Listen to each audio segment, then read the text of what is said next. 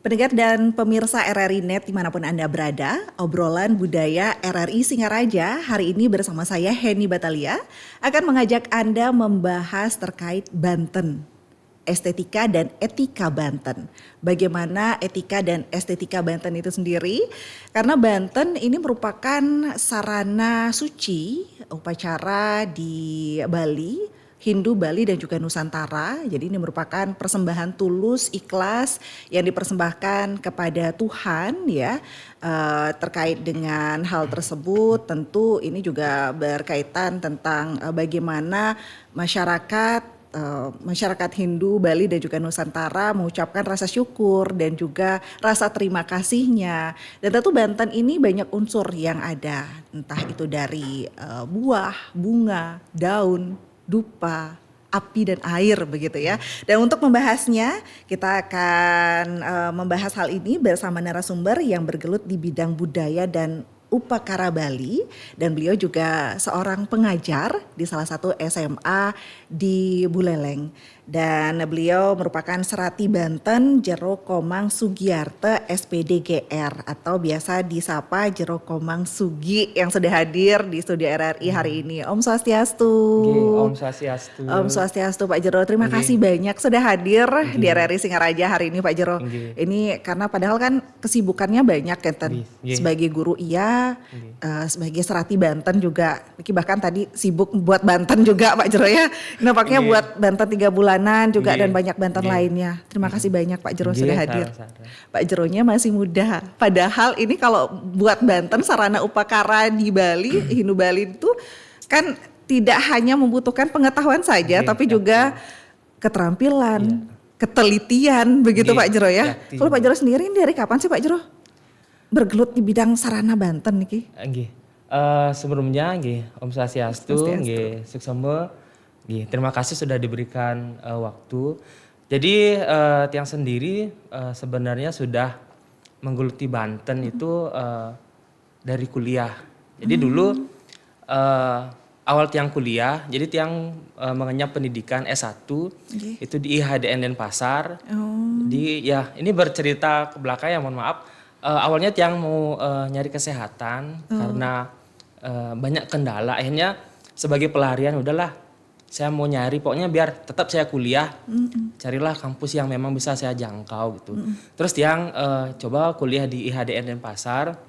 Terus kebetulan Tiang punya teman, jadi ketemu teman namanya Harum. Jadi dia juga seorang laki-laki yang memang benar-benar fasih di bebantenan. Jadi awalnya Tiang hanya ikut nimbrung dulu, ikut menjejahitan, ikut mayasin, bahkan sesekali Tiang diajak mepailen, jadi bahasanya ikut ke tempat acara itu, jadi mengikuti acara bagaimana ngayahin Ratu Prande.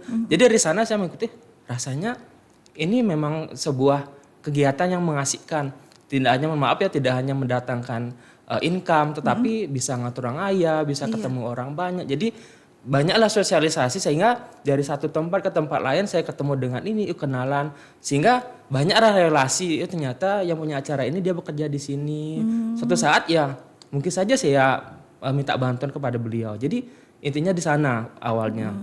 Jadi dari masa kuliah yang menggeluti sehingga dari awal membuat Banten yang kecil dulu, misalnya setingkat pecaruan, akhirnya dari satu tempat dan mulut ke mulut, akhirnya ya meranjak sampai sekarang. Ya sudah ke upakara yang besar. Ya dari manusianya sampai ke teriatnya ngaben ataupun dewayatnya sampai ke upacara nganterlinggi. Gitu.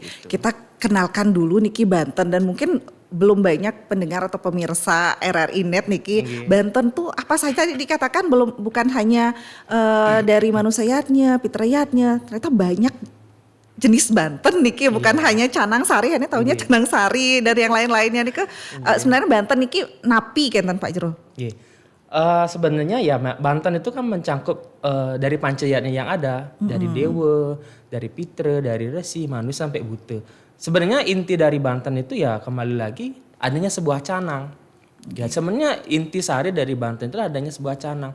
Sebesar apapun Banten itu, semegah apapun Banten itu, ya kalau tidak ada canang, apalagi kalau di Buleleng mengenal ada pelaus, ada pudakan. Kalau tidak ada itu tidak bisa disebut Banten. Misalnya kita membuat pajegan, ya seperti sekarang fenomena sekarang Pajegan banyak buah impor, bahkan sekarang terkenal Pajegan dengan coklat Dubai ya seperti sekarang. Terus di dasarnya ada Pokari, ada larutan dan sebagainya. Tetapi semuanya itu tidak bisa disebut sebuah Banten kok tidak ada Plausnya, kok tidak ada canangnya. Jadi sebenarnya sebesar apapun Banten itu ya canang itu mutlak harus ada sebagai intisari dari sebuah persembahan kita. Jadi itu. Intisarinya unsurnya seperti tadi katakan daun, Iya. bunga. Betul. Ya semuanya ada di semua sana. ada di sana, Di sebuah begitu, dalam nggih. canang sari itu semuanya ada. Ada unsur daunnya. Misalnya dari porosan ada daun sirih, ada daun kelapa atau ada janur atau busung Iya, yang dipakai untuk membuat porosan. Terus ada bunga, terus ada unsur dari air dan sebagainya. Nah itu dia, bahkan sekarang kan perkembangannya Nggih. banyak begitu ya, perbedaan mungkin dari dulu tradisional yang sekarang ke modern lagi, bahkan produk-produk impor pun masuk ke dalam aturan atau upacara persembahan tersebut Nggih. begitu. Nah bagaimana mungkin masuk ini dalam estetikanya Pak Jero, mungkin apa yang dimaksud estetika di sini dalam pembuatan Banten nih Kak? Iya.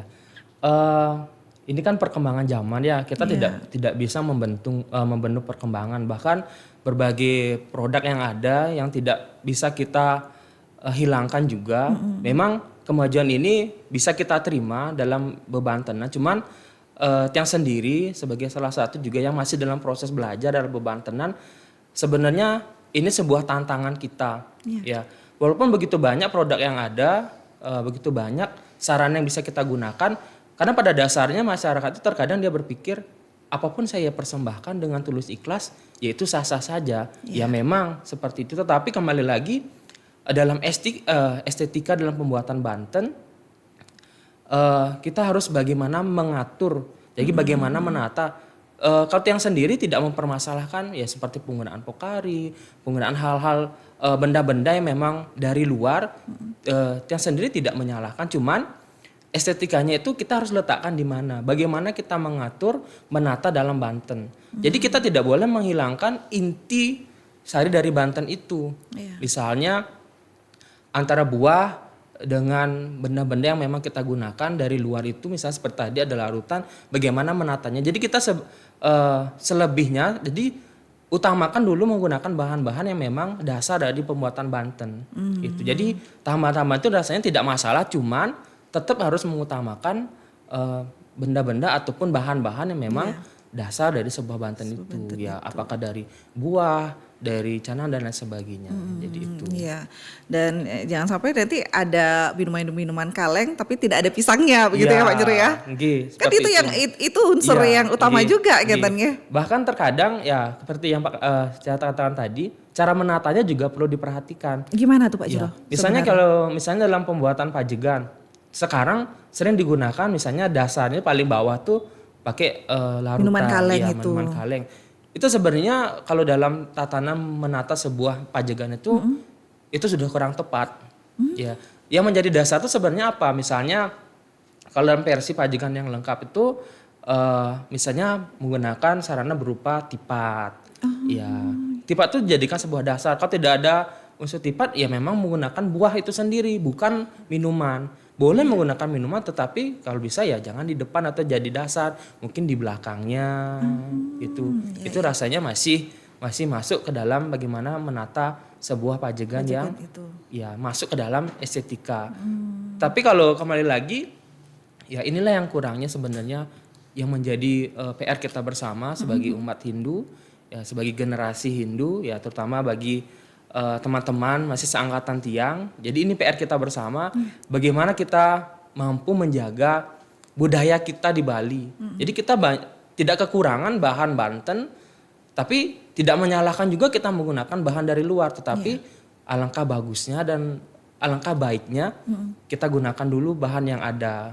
Jadi itu tambahan benda-benda atau bahan yang dari luar itu hanya sebagai tambahan semata, bukan menjadi prioritas kita dalam pembuatan Banten. Ya, padahal ini kan tradisi turun temurun begitu ya, Iya. Pak Jero ya, dari mungkin dari buyut dulu ke orang tua kita dan Iya. sekarang kita taunya melihatnya seperti itu, tapi banyak hal-hal yang dirubah gitu kan. Iya. Kalau dulu menggunakan tipat, sekarang tipatnya diganti dengan minuman kaleng. Padahal sebenarnya itu ada filosofinya sendiri Iya. begitu. Iya. Nah kadang yang sekarang taunya mungkin taunya bisa membuat tapi tidak tahu artinya. Ini seperti tadi Pak Jero bilang sebenarnya ada makna-maknanya itu. Tipat itu bukan sembarang kita menaruh tipat begitu dalam sebuah pajagan atau banten-banten yang lain begitu Pak Jero.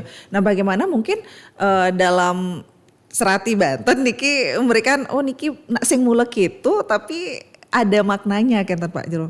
Nggih. Ya.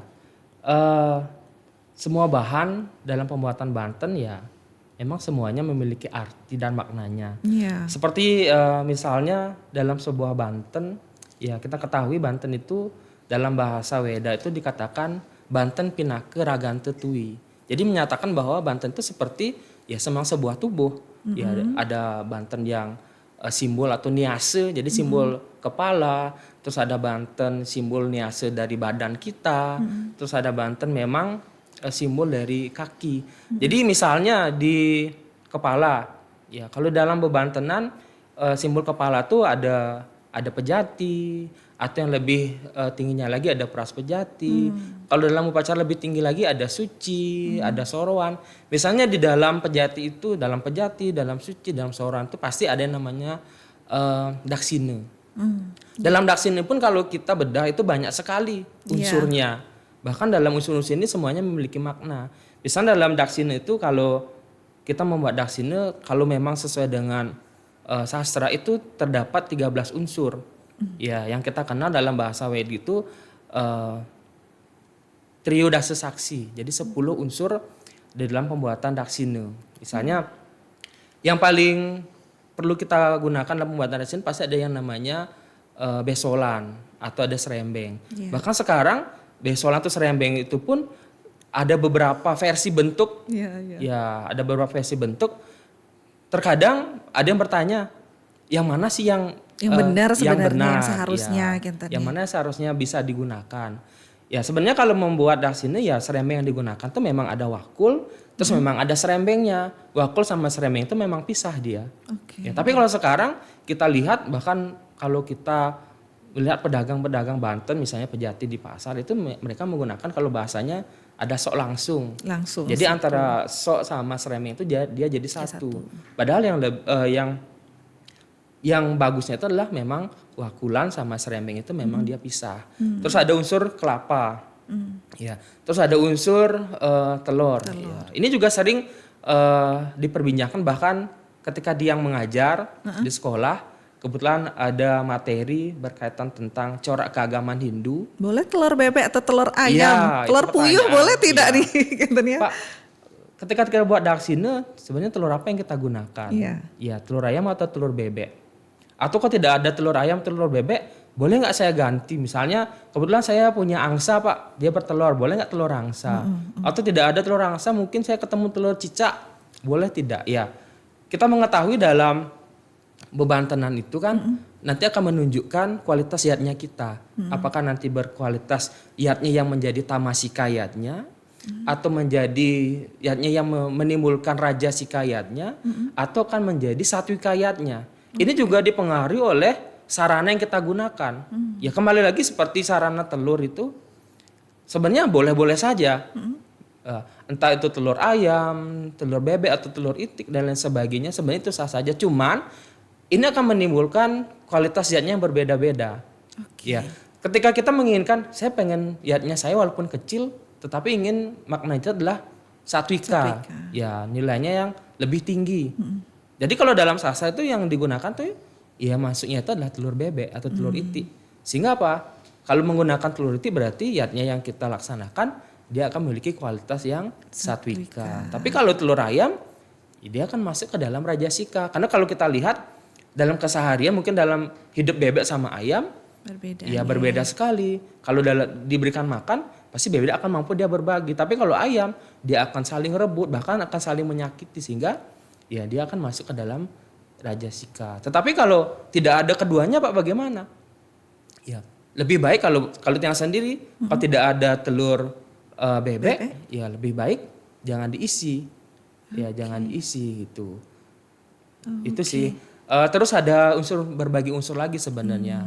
Semuanya ya memang memiliki makna. Kalau kita ya ulas ya memang banyak sekali. Gitu. Nah kembali tadi telur kan sekarang juga banyak menggunakan telur ayam begitu Pak Jero ya. Ini nanti viral lagi nih. Ini telur ayam, saya menggunakan telur ayam apakah tidak boleh atau apakah ayatnya saya tidak diterima begitu. Tapi kan saya tulus nih Pak Jero mengaturkan daksina mungkin salah satunya karena tadi pembahasannya daksina begitu dengan telur ayamnya. Punapi nih Kak? Iya, kembali lagi apapun yang kita persembahkan dengan tulus ikhlas ya kita beriatnya kan dasarnya ada serada, ada keyakinan, ada lascaria, ketulusan. Kembali lagi apapun yang kita persembahkan itu sebenarnya akan diterima. Itu kan kembali ke rasa kita.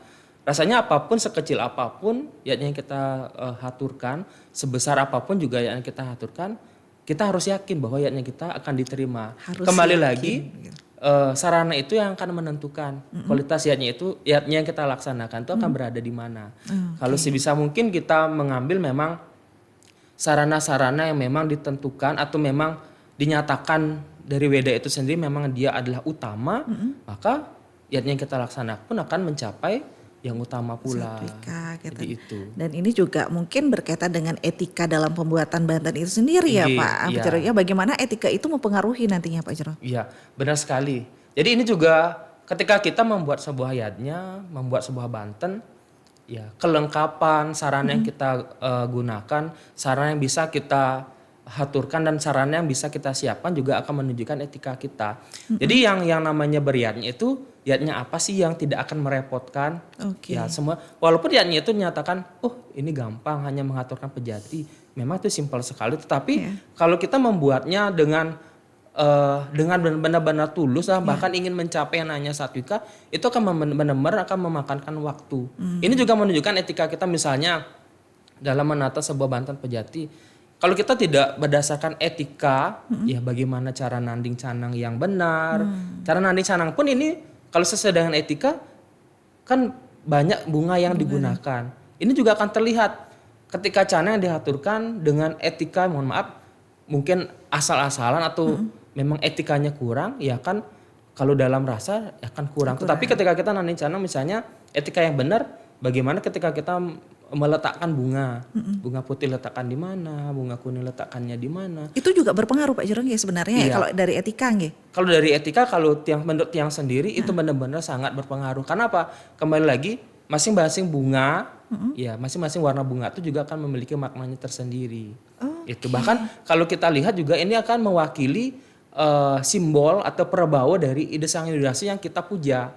Biasanya bunga putih itu kan memang nanti akan mewakili perbawa atau menyimbolkan kekuatan dari Dewa Iswara. Makanya ketika kita menata canang, ya letakkanlah bunga putih di sebelah timur. Di sebelah timur bunga putih. Sebelah timur karena bunga putih itu kan mewakili bagaimana kita memohon kekuatan dari Ide Betara yang memperbaui Ide Betara Iswara gitu. Terus bunga merah ya kita letakkan di sebelah selatan.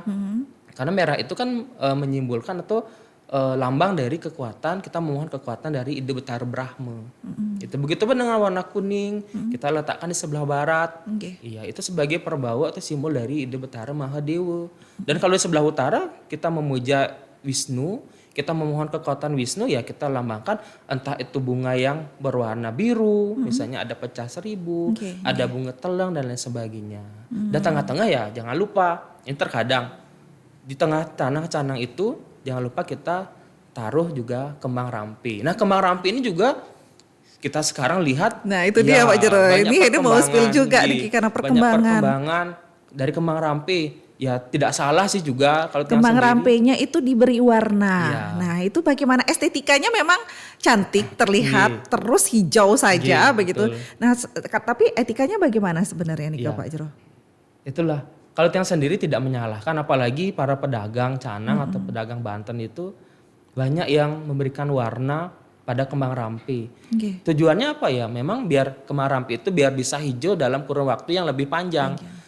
Tapi kalau kita melihat lagi etika dalam pembuatan Banten dalam penggunaan sarana berupa kembang rampi ini, kalau tiang sendiri itu sudah benar-benar kurang. Ya, karena kalau pada dasar sebenarnya kembang rampi itu sudah memiliki warna hijau dia sendiri. Iya. Tetapi karena tuntutan ekonomi, mungkin karena biar tidak rugi banyak atau bisa membeli sekalian dengan jumlah yang banyak, jumlah yang besar, dapat lebih murah sehingga mungkin diantisipasi dengan pemberian warna.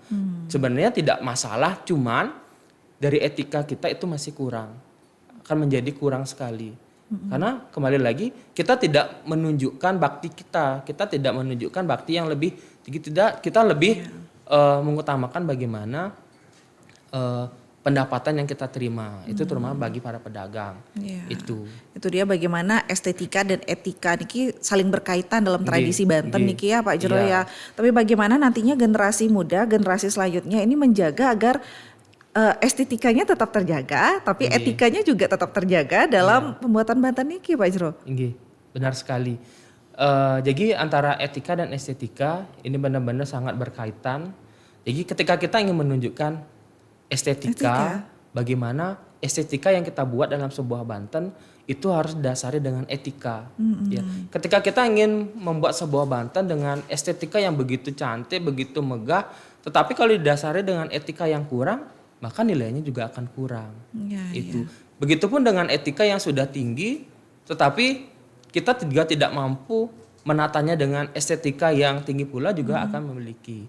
Ya, begitupun misalnya dalam menata sebuah Banten dalam etika, ya bagaimana kita dalam membuat sebuah sarana persembahyangan, sarana bebantenan itu ya estetika kita bagaimana, apa sih yang harus kita lakukan sebelum kita ya. Seperti tiang sendiri selaku Sarati itu benar-benar sangat memperhatikan etika dalam pembuatan Banten. Ya misalnya sebelum kita membuat Banten ya wajib kita suci laksana dumun, ya misalnya harus mandi, ya minimal cuci muka dan lain sebagainya. Terus bagi yang terutama sering yang tegur di rumah ini, terutama kepada ibu, terutama ada ponakan, ketika membuat Banten itu, yes, seorang wanita itu bagaimana etika dia membuat Banten? Ya minimal dia membersih, mandi, pakai kamen, ya pakai selendang, dan sebisa mungkin rambut itu harus diikat.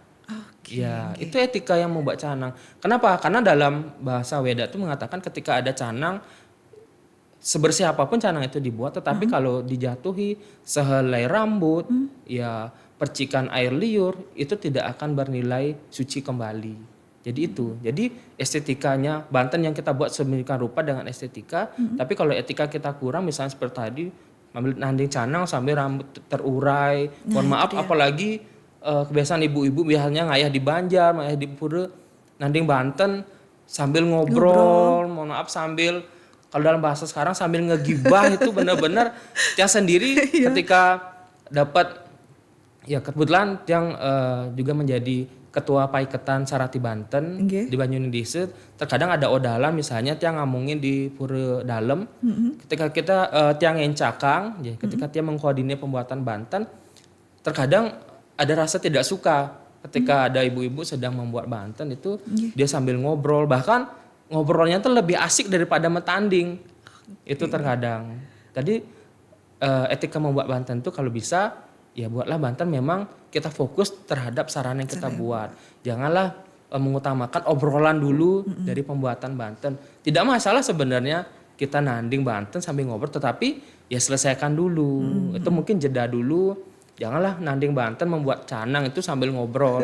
Jadi apalagi ngobrolin orang nanti Pak Jero ya, nambah dosa lagi Niki, maunya sarananya tulus ikhlas jadi beda lagi. Oh ternyata air liur pun tidak diizinkan begitu, apalagi habis keramas mungkin ke pura Niki masih terurai. Nah itu tetesan rambut, nah hal-hal seperti itu sebenarnya ya sebenarnya itu benar hal kecil, tetapi benar-benar sangat berdampak terhadap kesucian. Apalagi ya sarana ini yang kita kenalkan sebagai sarana yang memang syarat dengan kesucian yang akan kita haturkan kepada kausa yang memang suci juga, kepada Ide Sang Hyang yang memang kausa kesucian yang paling tinggi. Jadi itu. Apalagi tadi Pak Jero juga kalau kita lihat di pura dimanapun niki perempuan juga memegang peran penting tersebut begitu ya. Tapi niki tumben ini lihat juga atau banyak juga di Sarati Banten laki-laki Nggih, kenten. nggih. Nah, penapi Pak Jero niki peran perempuan sebenarnya niki dalam menjaga hal tersebut dan laki-laki juga tidak terlepas dari hal itu biar sama-sama niki Iya. terkait dengan perbantenan niki Pak Jero.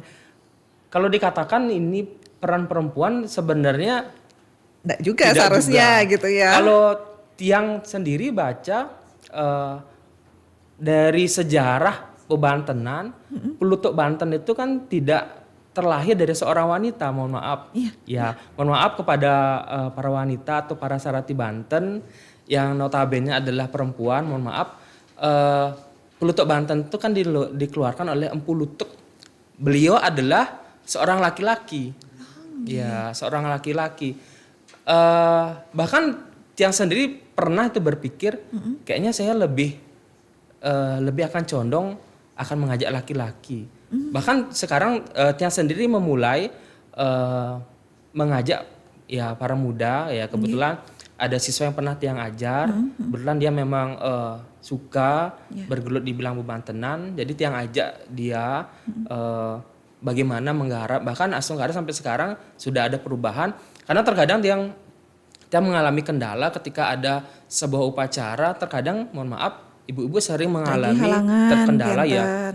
mau diajak besok ke pura mau ngotor ayah tiba-tiba hari ini dia datang bulan sehingga apa nggak jadi. Tapi kalau Tiang sendiri ngajak laki-laki rasanya aman. Itu Tiang pernah berpikir, tetapi kembali lagi antara laki-laki dengan perempuan ya memang laki-laki itu akan lebih jarang terkendala akan hal itu, tetapi kembali lagi bebantenan itu tidak akan bisa dilepaskan dari peranan seorang perempuan. Nah, ini Ya bagaimanapun seorang perempuan kembali lagi dalam sebuah bebantenan, dalam hal yang namanya bebanten, dalam hal yang namanya bebantenan, seorang perempuan itu lebih peka. Jadi dia akan lebih peka.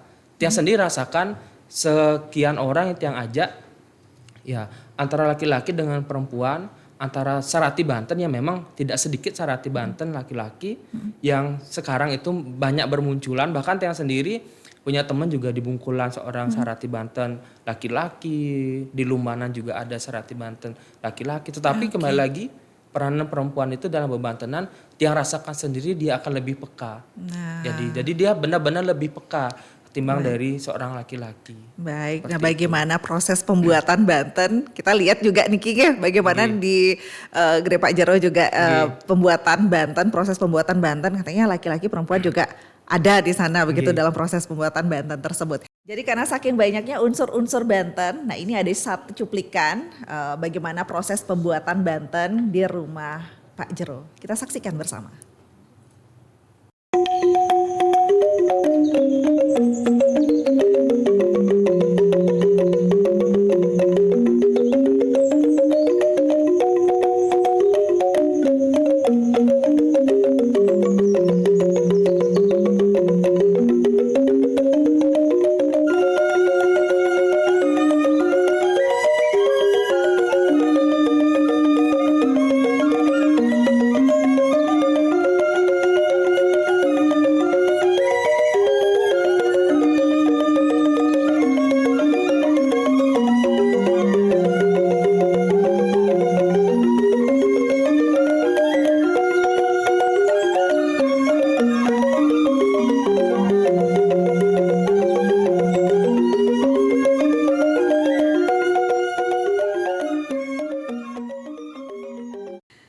Ternyata Nike Banten api tadi Nike Pak Jero 3 bulanan. 3 bulanan. Oh itu dari kalau Pak Jero kan memang semua upekare bisa dan yang lihat juga proses gotong royong itu ada dalam sebuah pembuatan Banten begitu Pak Jero. Ini berapa orang sih Pak Jero? Kalau Tiang sendiri di rumah ada 10 orang sarati. 10 orang itu setiap hari berarti? Iya, setiap hari. Oke, setiap hari nih dan kalau untuk Banten 3 bulanan juga dan ini kan tidak sedikit unsur-unsur yang ada di Banten 3 bulanan nih Nah, bagaimana Pak Jero juga menampilkan tetap estetik Bantennya tapi tidak melepaskan nilai estetika tersebut. Apalagi kalau estetika kan kalau menggunakan busung nanti layu busung ya Pak Jero nanti menggunakan jajannya yang tradisional nanti tidak mewah kelihatan. Nah, hal-hal seperti itu gimana nih Pak Jero? Iya. penggunaan sarana memang eh, seperti sekarang kan banyak bermunculan seperti sampian dari ibung, Iya, sampian dari ental. ental. Tapi yang sendiri jujur sebenarnya lebih suka menggunakan bahan dari busung. Busung. Ya bahkan lebih sering tiang menggunakan busung. Tetapi terkadang juga harus dikombinasikan. Seperti Banten 3 bulanan ini. Ya kan ada Banten yang natap di Bali. Natap di Bali itu kan harus mesoroh. Jadi harus sudah tertata Hamin 1 acara. Jadi kalau itu menggunakan busung keseluruhan, ya terkadang dia akan cepat layu. Jadi harus dikombinasikan, mungkin pada bagian depannya dia menggunakan ental, di belakangnya dia menggunakan busung. Jadi dikombinasikan. Jadi kombinasi ini tidak semata-mata kita meninggalkan bahan yang memang utama. Itu. Jadi harus dikombinasikan. Termasuk juga jajanan. Ya kalau memang seperti jajanan yang digunakan ya, dia juga berusaha mengkombinasikan.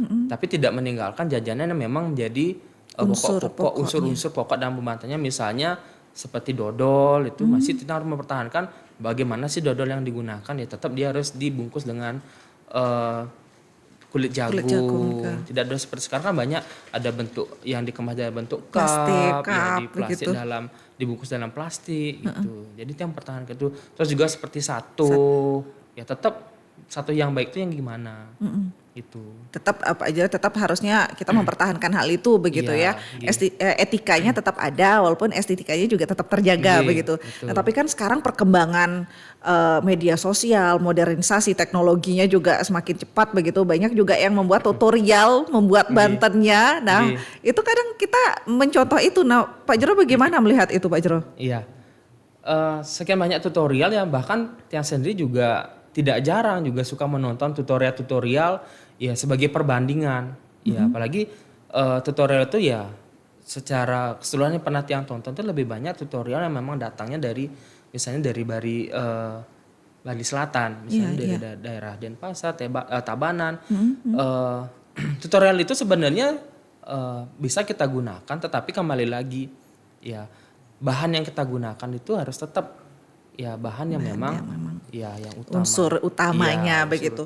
Dan kembali Pak Jero, kalau perbantenan nih kan unsur-unsur yang ada nih sebenarnya apa yang dari awalnya atasnya apa, di bawahnya apa begitu, ulu tebennya pun api gitu.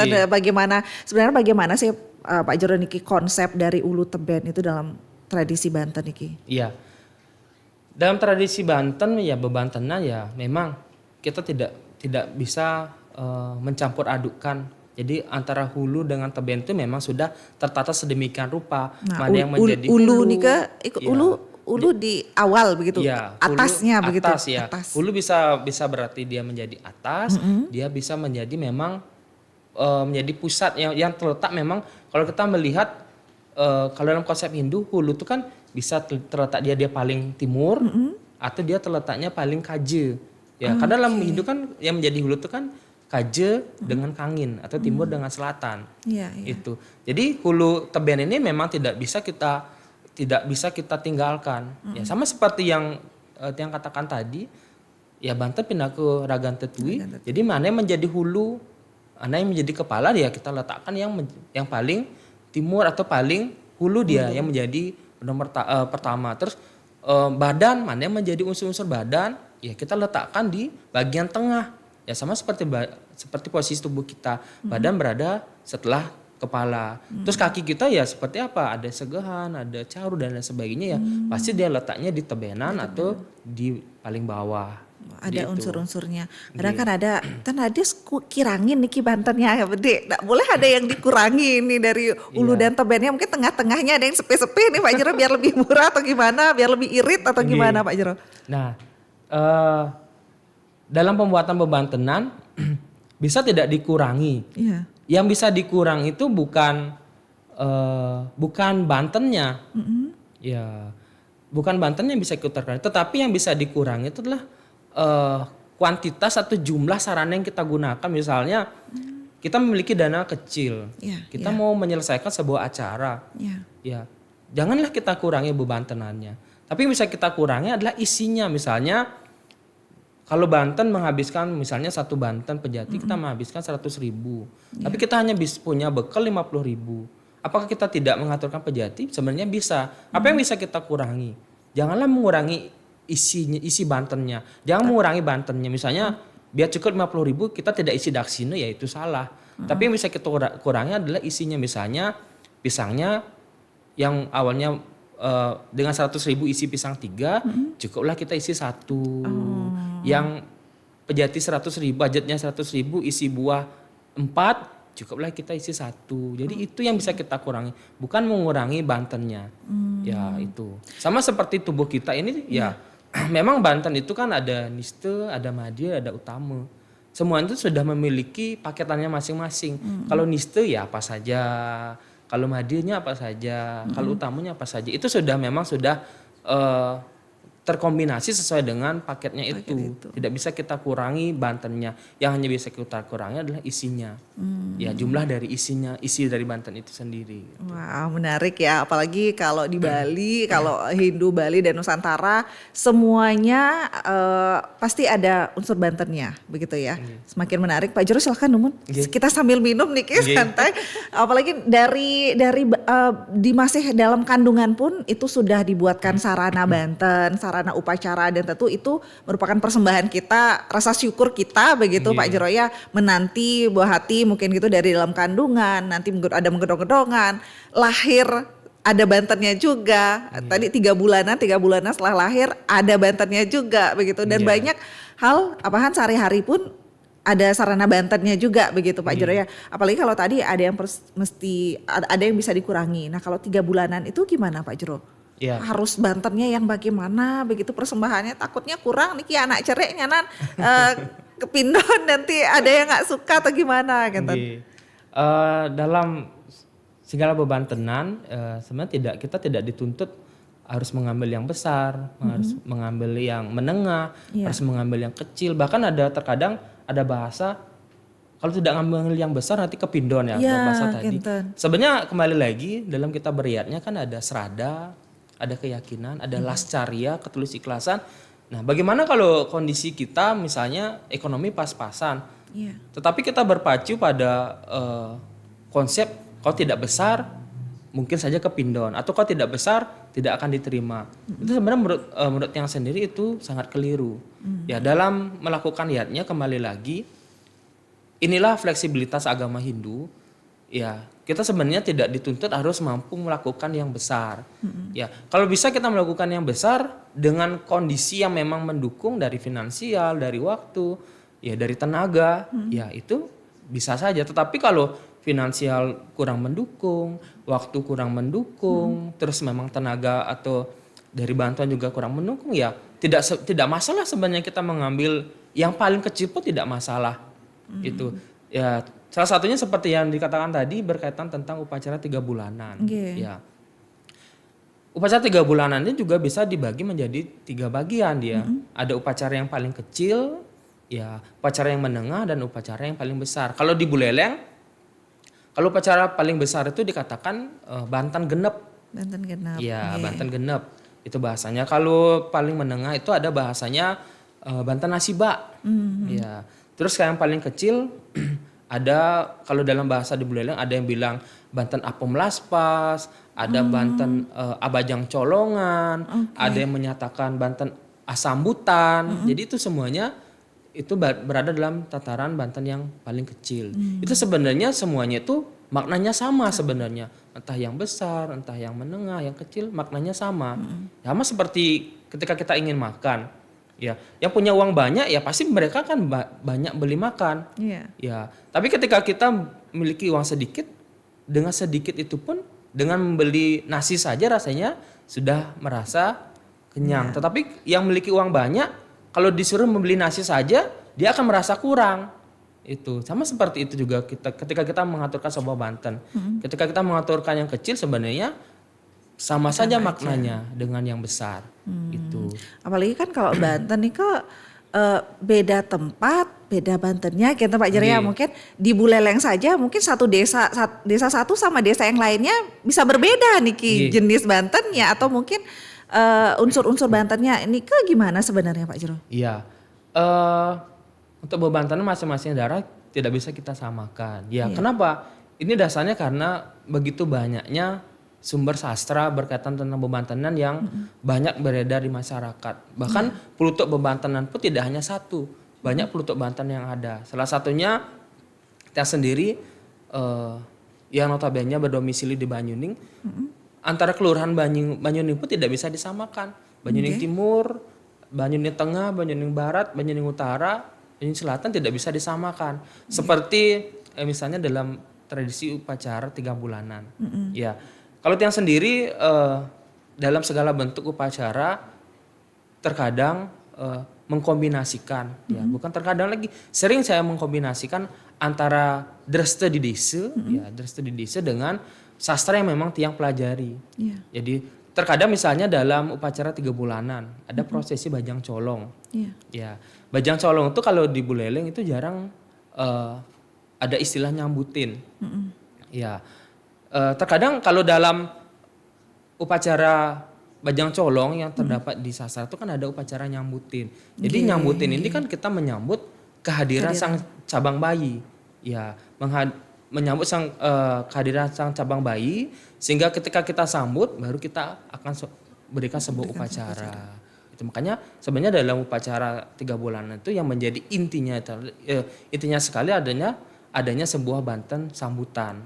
Jadi itu sebagai penyambutan sang cabang bayi, ya secara jasmani dan secara rohani juga kelahiran, ya kan ada dalam istilahnya ada 4 saudara yang mengikuti atau sang catur sanak mengikuti kelahiran bayi tersebut. Jadi itu.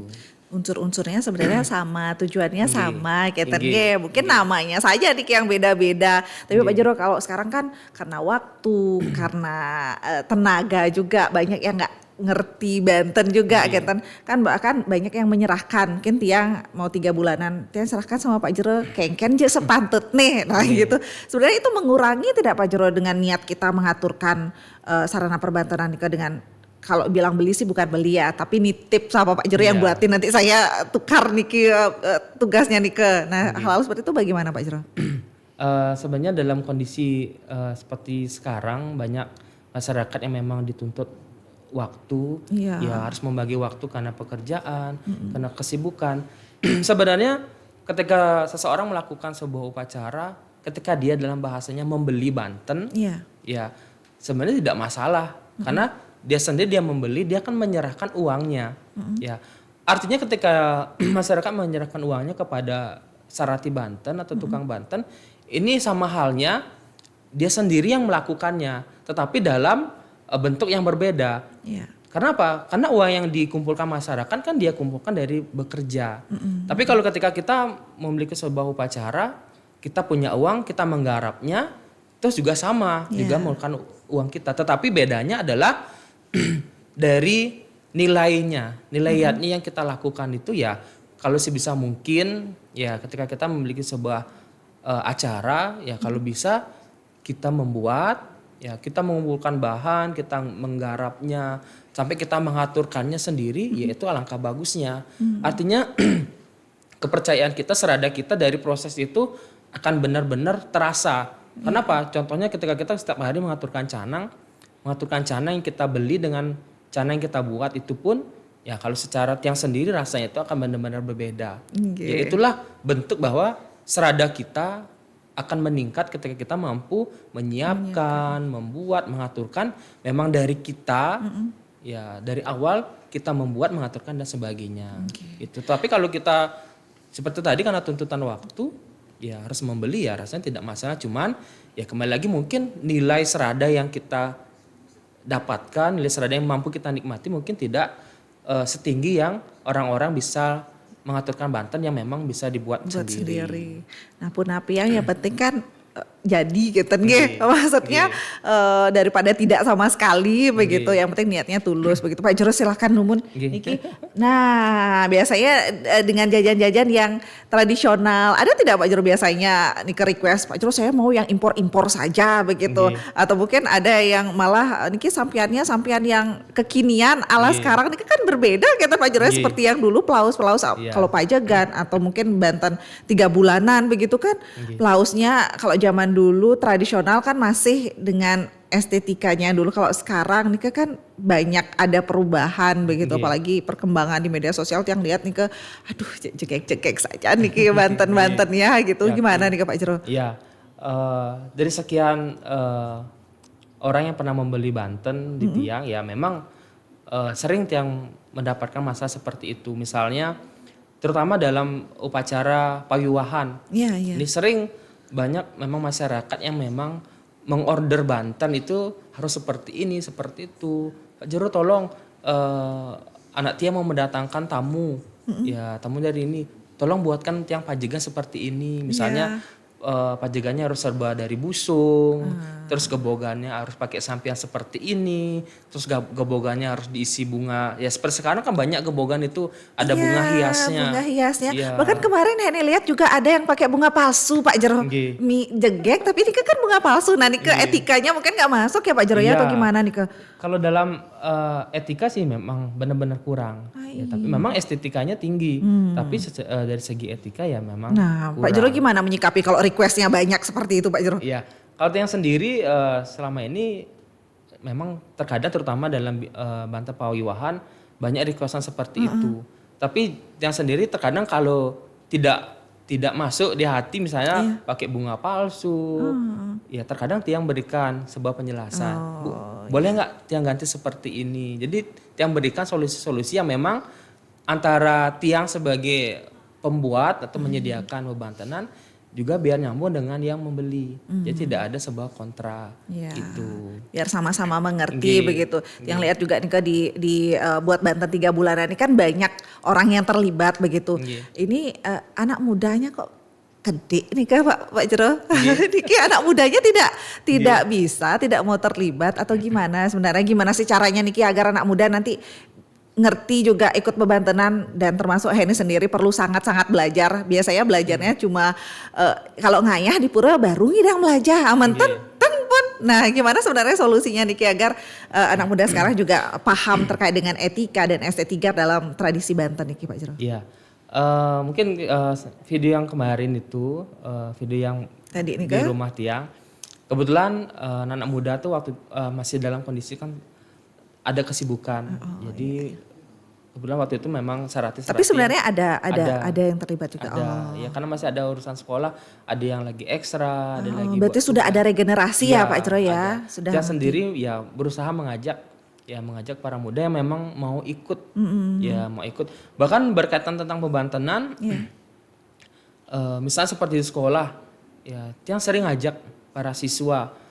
Ya, tetapi karena keterbatasan waktu ya sampai sekarang Tiang belum maunya Tiang di sekolah itu mau menyiapkan, mengaturkan dari siswa itu sendiri. Tetapi karena ya seperti ini, Oke. karena keterbatasan waktu ya sampai sekarang baru mengajak bagaimana dia mengaturkan, dia tahu cara mengaturkannya, tahu bagaimana unggah-unggahan Bantennya, baru sebatas itu. Padahal rencana Tiang bagaimana bebantenan ya setingkat yang ada di sekolah yang tempat Tiang bertugas bisa dibuat dari siswa itu sendiri. Wah, Sehingga apa? Ya memang siswa sendiri tahu apa isinya, apa yang harus ada dalam Banten itu, bagaimana cara menatanya. Jadi seperti itu. Berarti perlombaan buat Banten itu diperlukan juga sebenarnya Pak Iya, Jero ya. nggih. Biar lebih semangat juga dan tahu juga Nggih. sedikit tidaknya kan jadinya mau belajar, mau Nggih. tahu terkait dengan Banten nih ke. Wah luar biasa nih Pak Jero terkait dengan Niki.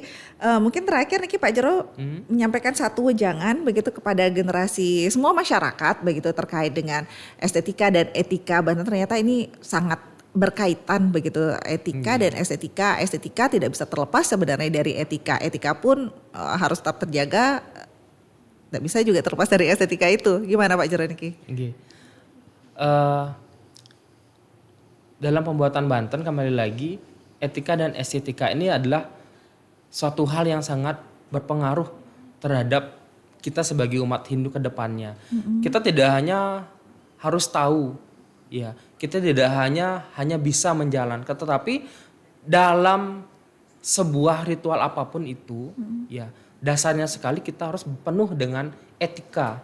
Ya, ketika kita tahu etika, ya pasti kita akan juga harus mampu bagaimana mengemas etika itu dalam mewujudkan dalam sebuah estetika. Jadi etika itu tidak akan bisa berjalan, tidak akan bisa terwujud tanpa adanya sebuah estetika yang bisa kita tunjukkan. Begitupun dengan estetika yang ingin kita tunjukkan, ya agar dia memiliki nilai yang tinggi ya kita harus dasarnya dengan etika yang memang benar-benar etika yang sejati. Jadi itu.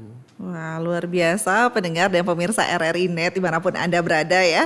Telah disampaikan oleh Pak Jero Komang Sugiarte. Hari ini kita belajar bahwa Banten bukan hanya karya seni saja, bukan saja mengedepankan estetika saja, tetapi ini juga wujud ketulusan, disiplin, dan etika. Dan juga rasa bakti kita kepada Tuhan Sang Pencipta juga ya Pak Jero ya. Estetika tanpa etika tadi dikatakan akan kehilangan makna. Sementara etika tanpa ketulusan itu akan menjadi sekedar formalitas begitu ya Pak Jero ya. Terima kasih banyak Pak Jero.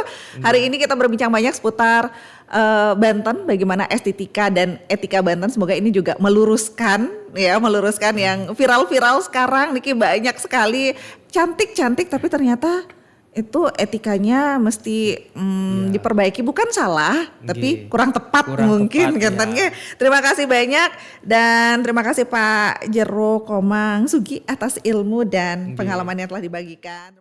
Baik, demikianlah obrolan budaya dari RRI Singaraja hari ini. Terima kasih banyak semuanya sudah menyimak obrolan budaya dari RRI Singaraja dengan pembahasan terkait dengan estetika dan etika Banten. Terima kasih sudah menyaksikan obrolan budaya RRI Singaraja hari ini. Jangan lupa like, komen, dan share sebanyak-banyaknya RRI Singaraja Official. Sampai jumpa di obrolan budaya RRI Singaraja selanjutnya.